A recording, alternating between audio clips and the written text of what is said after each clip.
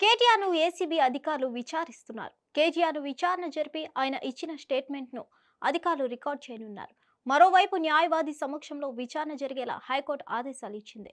అంటే కేటీఆర్ విచారణ గదిలో ఉంటే ఆయన తరపు న్యాయవాది లైబ్రరీలో కూర్చునే విధంగా ఏసీబీ అధికారులు ఏర్పాటు చేశారు.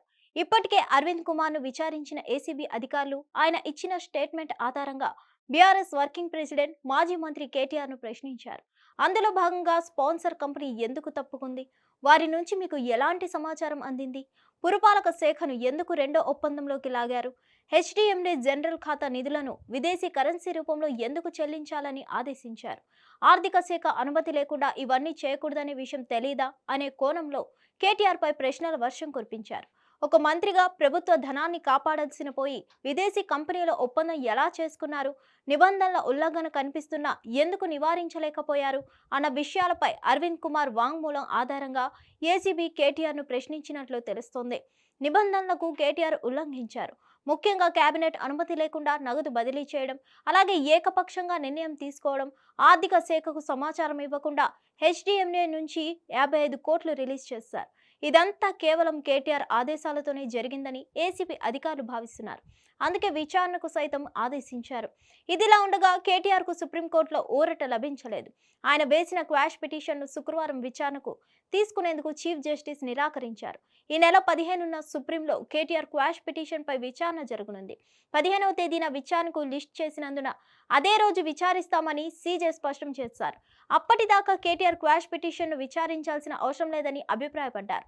ఫార్ములా ఈ కార్ రేస్ కు సంబంధించి తెలంగాణ హైకోర్టు కేటీఆర్ వేసిన క్వాష్ పిటిషన్ను కొట్టివేసిన విషయం తెలిసిందే. అలాగే మధ్యంతర ఉత్తర్వులను కూడా హైకోర్టు కొట్టివేసింది. దీంతో హైకోర్టు తీర్పును సవాల్ చేస్తూ సుప్రీంకోర్టులో కేటీఆర్ పిటిషన్ను దాఖలు చేశారు.